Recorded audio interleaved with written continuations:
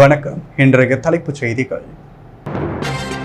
புதுவையில் மேலத்தாளங்கள் முழங்க விநாயகர் சிலைகள் கடலில் கரைப்பு, கவர்னர் பங்கேற்பு. மீனவர்களின் இடம் ஆக்கிரமிப்பு, பாண்டி மெரினா நிர்வாகத்தை கண்டித்து நாளை மாபெரும் சாலை மறியல் போராட்டம். கடலில் மூழ்கி உயிரிழந்த 2 பேரின் குடும்பத்தினருக்கு நிதி உதவி வழங்கினார் முதல்வர். விசா நீட்டிப்பிற்காக லஞ்சம் பெற்ற அரசு ஊழியருக்கு 5 ஆண்டு சிறை, புதுச்சேரி மாவட்ட நீதிமன்றம் தீர்ப்பு. இனி விரிவான செய்திகள். புதுவையில் பல்வேறு இடங்களில் பிரதிஷ்டை செய்யப்பட்ட விநாயகர் சிலைகள் மேலத்தாளம் முழங்க ஊர்வலமாக எடுத்துச் செல்லப்பட்டு கடலில் விசர்ஜனம் செய்யப்பட்டது.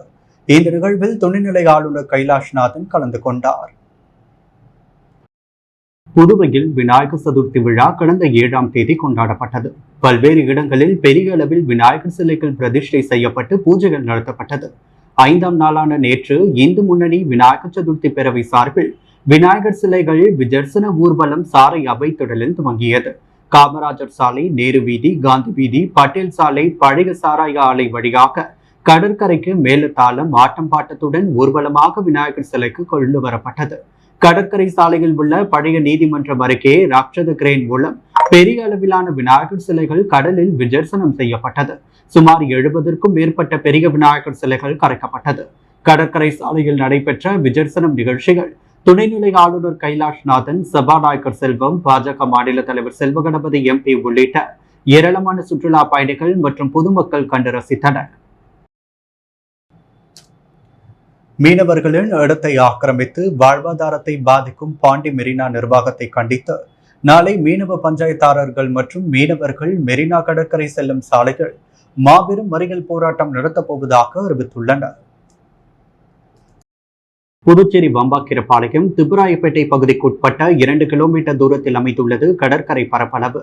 இந்த இடத்தில் சுற்றுலாவை மேம்படுத்தும் விதமாக அரசு பல்வேறு நடவடிக்கைகளை எடுத்து வருகிறது. அந்த வகையில் தனியாருக்கு பொழுதுபோக்கு பூங்கா மற்றும் உணவு வகைகள் கடைகளை அமைப்பதற்கு அனுமதி அளித்துள்ளது. மேலும் உள்ளூர் மக்களுக்கு வேலை வாய்ப்பு தரப்படும் என்றும் அந்த பகுதியில் கடைகளை அமைப்பதற்கும் அனுமதி வழங்கப்படும் என அரசு அறிவித்திருந்தது. இந்த நிலையில் பாண்டி மெரினா நிர்வாகத்தின் மீது பல்வேறு குற்றச்சாட்டுகளை எதிர்க்கட்சிகள் முன்வைத்து வருகிறது. குறிப்பாக அனுமதியின்றி கூடுதல் கடை வைக்கப்பட்டு வருவதாகவும், அதேபோல் பொழுதுபோக்கிற்காக ராட்சத உபகரணங்கள் வைத்து வருவதாகவும், மதுபான கூடங்கள், போதைப் பொருட்கள் அதிக அளவில் நடமாடுகின்றது என குற்றச்சாட்டுகள் எழுந்து வருகிறது. இந்த நிலையில் புதுச்சேரி வம்பாக்கிரபாளையம் கிராம பஞ்சாயத்து மற்றும் மீனவர்கள் பாண்டி மெரினா கடற்கரை நிர்வாகத்தை எதிர்த்து 50க்கும் மேற்பட்டோர் பாண்டி மெரினா கடற்கரை நிர்வாகத்தை கண்டித்து கண்டன கோஷமிட்டு மீனவர்களுடைய இடத்தை அபகரிப்பதாகவும், மீனவர்கள் வாழ்வாதாரம் பறிக்கப்படுவதாகவும் குற்றச்சாட்டுகளை முன்வைத்து கோஷம் எழுப்பினர். பாண்டி மெரினா கடற்கரை பின்புறத்தில் மீனவ கிராமத்திற்கு சொந்தமான இடம் உள்ளது. அந்த இடத்தை ஆக்கிரமிப்பு செய்து வருவதாகவும், உப்பனார் வாய்க்காலை ஆக்கிரமிப்பு செய்து அங்குள்ள மேங்க்ரோவ்ஸ் காடுகளை அழித்து படகு குழாம் அமைப்பதற்கு ஏற்பாடு செய்யப்பட்டு வருகிறது எனவும் மீனவ கிராம மக்கள் புகார் தெரிவித்தனர். மீனவ மக்களின் படகுகள் மற்றும் வலைகளை அமைப்பதற்கு இடத்தை கொடுக்காமல் பாண்டி மெரினா நிர்வாகம் கடற்கரை ஆக்கிரமிப்பு செய்கிறது. இதனை அரசு துறை சார்ந்த அதிகாரிகளும் தடுக்கவில்லை என குற்றம் சாட்டிய மீனவர்கள் பாண்டி மெரினா நிர்வாகத்தை கண்டித்து நாளை மீனவ பஞ்சாயத்தாளர் மற்றும் மீனவர்கள் மெரினா கடற்கரை செல்லும் சாலையில் மாபெரும் மறியல் போராட்டம் நடத்தப் போவதாக அறிவித்துள்ளனர். புதுச்சேரி அருகே கடலில் மூழ்கி உயிரிழந்த 2 பேரின் குடும்பத்தினருக்கு முதல்வர் ரங்கசாமி நிவாரண நிதி உதவிக்கான காசோலைகளை வழங்கினார். புதுச்சேரி பாகூர் அருகே உள்ள காட்டுக்குப்பத்தை சேர்ந்த சுந்தர்ராஜ் மகன்கள் புஷ்பராஜன், கிஷோர் ராஜன் இவர்கள் இருவரும் கடந்த 2023ஆம் ஆண்டு கிருமாம்பாக்கம் வள்ளுவர்மேடு பகுதியில் உள்ள கடலில் குளிக்க சென்றனர்.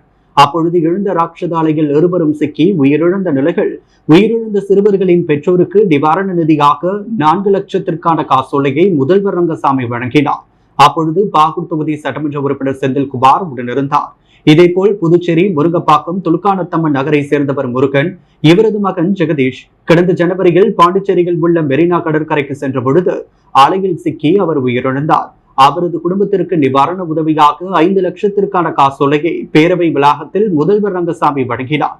அப்பொழுது முதலியார்பேட்டை தொகுதி சட்டமன்ற உறுப்பினர் சம்பத் உடனிருந்தார். விசா நீட்டிப்பிற்காக 3000 ரூபாய் லஞ்சம் பெற்ற வழக்கில் அரசு ஊழியருக்கு 5 ஆண்டுகள் சிறை தண்டனையும் 20,000 ரூபாய் அபராதமும் விதித்து புதுவை மாவட்ட நீதிமன்றம் தீர்ப்பளித்தது. காரைக்காலை சேர்ந்தவர் தாந்தோம் பாஸ்கரன்.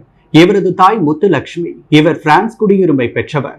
கடந்த 2014ஆம் ஆண்டு முத்துலட்சுமிக்கு புதுவை வந்தாராம். அவரது விசா நீட்டிப்புக்காக தாந்தோம் பாஸ்கரன் புதுச்சேரியில் உள்ள மாநில உள்துறை அமைச்சக அலுவலகத்தில் விண்ணப்பித்தார். அப்பொழுது அங்கு உதவியாளராக இருந்த மணிவண்ணன் 3,000 லஞ்சமாக கேட்டாராம். இது குறித்த புகாரின் பேரில் சிபிஐ போலீசார் மணிவண்ணனை கைது செய்தனர். இந்த வழக்கு விசாரணை புதுச்சேரி மாவட்ட சிறப்பு நீதிமன்றத்தில் நடைபெற்றது.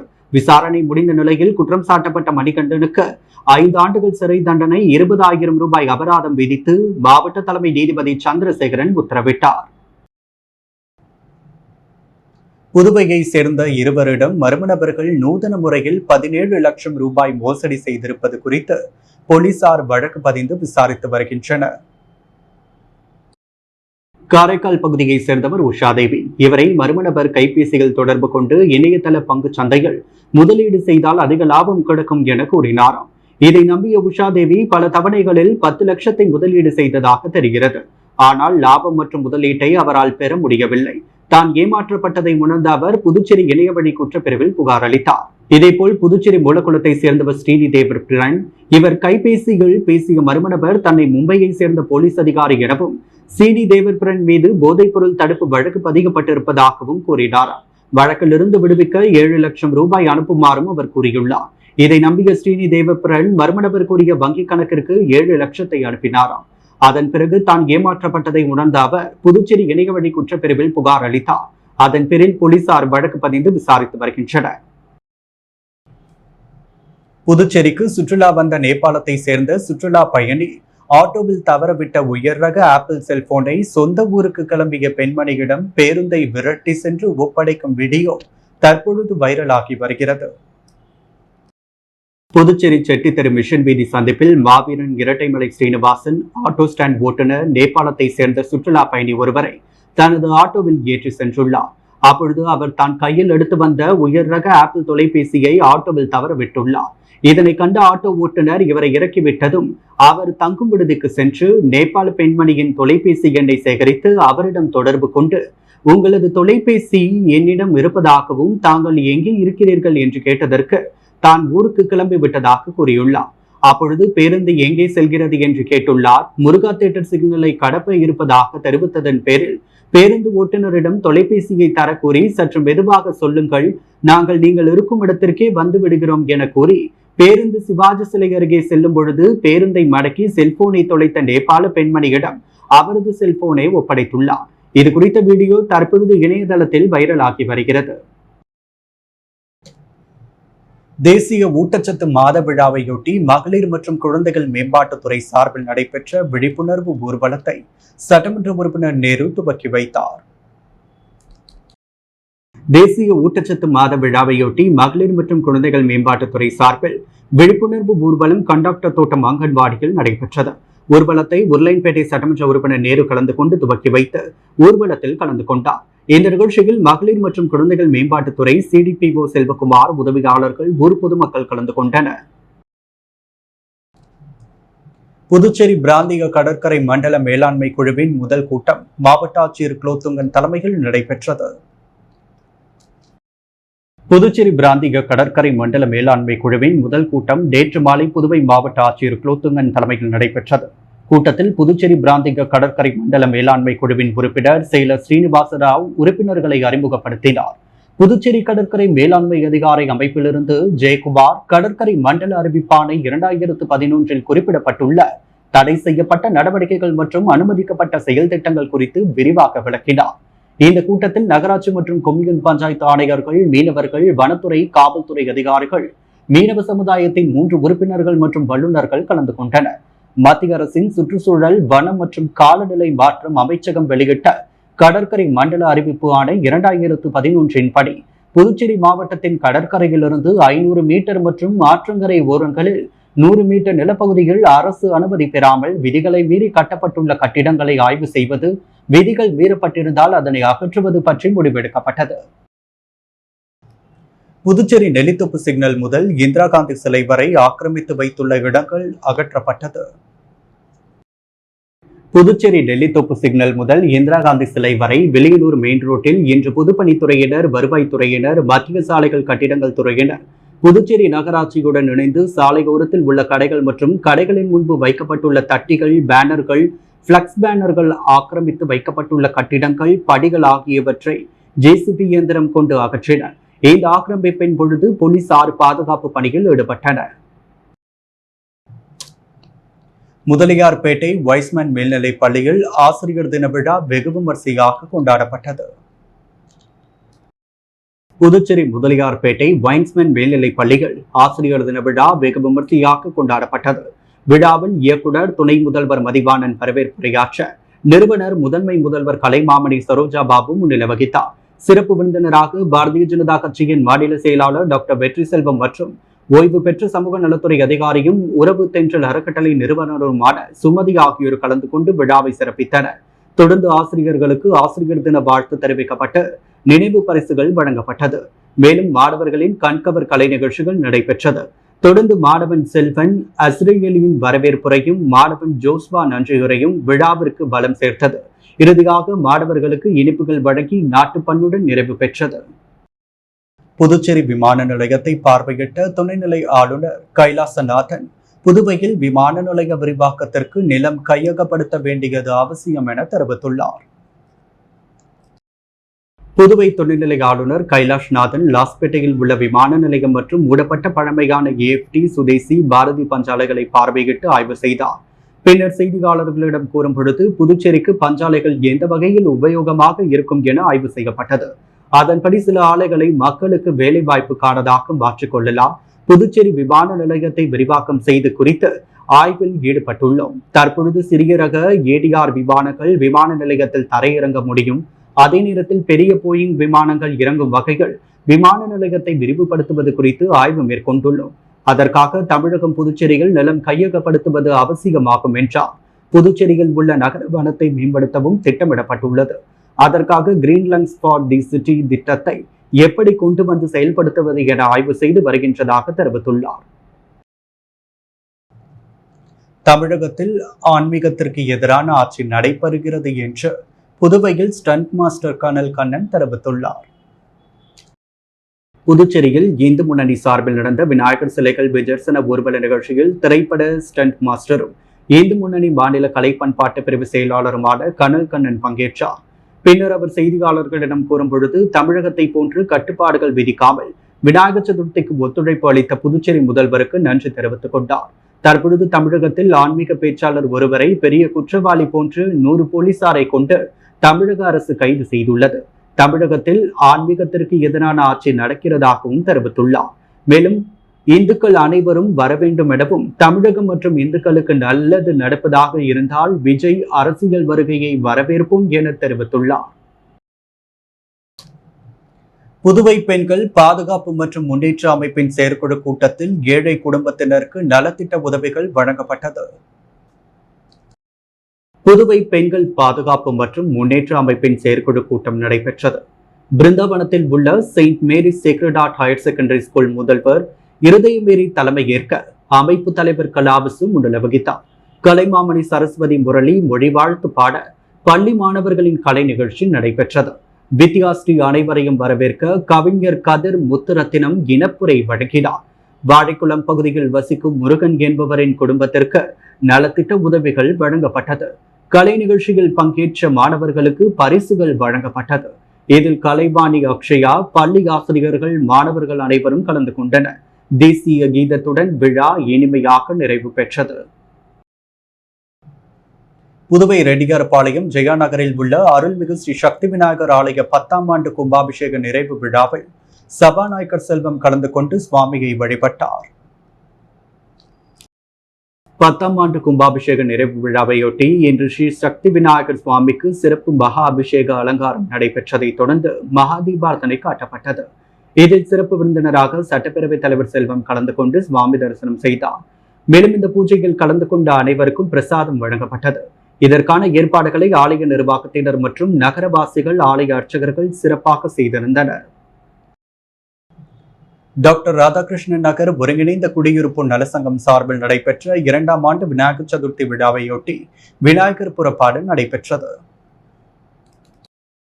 புதுச்சேரி மூலக்குளம் டாக்டர் ராதாகிருஷ்ணன் நகர் ஒருங்கிணைந்த குடியிருப்பு நலசங்கம் சார்பில் 2ஆம் ஆண்டு விநாயகர் சதுர்த்தி விழா கடந்த 7ஆம் தேதி முதல் வெகு விமர்சையாக நடைபெற்று வருகிறது. இந்நிலையில் நேற்று விநாயகருக்கு சிறப்பு பூஜைகள் நடைபெற்றதை தொடர்ந்து விநாயகர் புறப்பாடு முக்கிய வீதிகள் வழியாக சென்று புதுச்சேரி கடலில் கரைக்கப்பட்டது. இந்த நிகழ்ச்சியில் தலைவர் சுந்தர், ஒருங்கிணைப்பாளர் தேவகாந்த், மூத்த ஆலோசகர் கிருஷ்ணமூர்த்தி, பாலசுந்தரம், செல்வம், கணேஷ், செயல் தலைவர் ஐயப்பன், அற்புதராஜ், ஸ்ரீராம், துணைத் தலைவர் மணிவண்டன், கருணாநிதி, இமாம் பாய், செயலாளர் மீனாட்சி சுந்தரம், துணை செயலாளர் ரமேஷ், அன்பரசி, ஒருங்கிணைப்பாளர் புஷா ஸ்ரீதர், பொருளாளர் ரமேஷ், துணை பொருளாளர் ஜீவானந்தம் மற்றும் நிர்வாகிகள் பலர் கலந்து கொண்டனர்.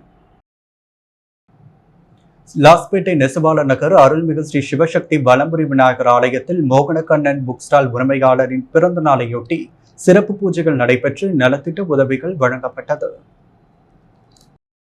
புதுச்சேரி லாஸ்பேட்டையில் உள்ள மோகனக்கண்ணன் புக் ஸ்டால் உரிமையாளர் மோகன் பிறந்தநாள் விழாவை முன்னிட்டு புதுவை லாஸ்பேட்டை நெசவாளர் நகரில் கோயில் கொண்டிருக்கும் அருள்மிகு ஸ்ரீ சிவசக்தி வலம்புரி விநாயகர் ஆலயத்தில் சிறப்பு அபிஷேகம் செய்யப்பட்டது. பின்னர் பால், தயிர், இளநீர், கரும்புச்சாறு, சந்தனம், பன்னீர் மற்றும் வாசனை திரவியங்கள் கொண்டு அபிஷேகம் செய்யப்பட்டது. பின்னர் exam pad, note, pencil, kit pen மற்றும் ஸ்கெட்ச் பாக்கெட் 100 நபர்களுக்கு மேற்பட்டவர்களுக்கு வழங்கப்பட்டது. பின்னர் லாஸ்பேட்டை நெசவாளர் நகர் மோகன் பிறந்தநாள் விழா கொண்டாடப்பட்டது.